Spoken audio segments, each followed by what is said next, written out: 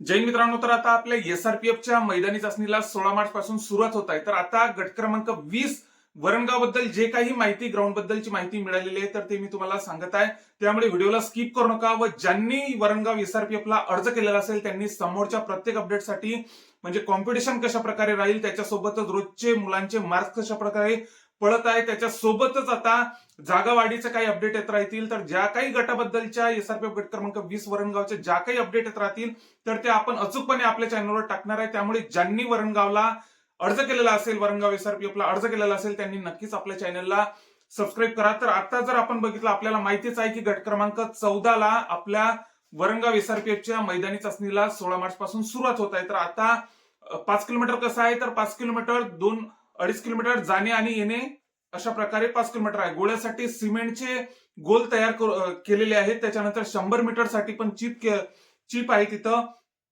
ग्राउंडच्या शेजारीच फ्रूटचे स्टॉल पण लागलेले आहेत. असं काही आपल्याला काही अडचण वगैरे येण्याची काही अशी हे नाही आहे.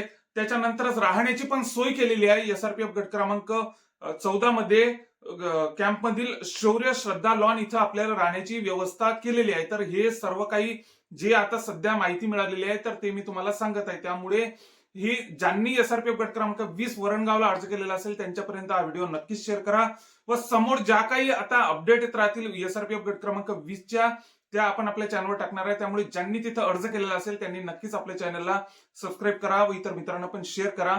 जय हिंद.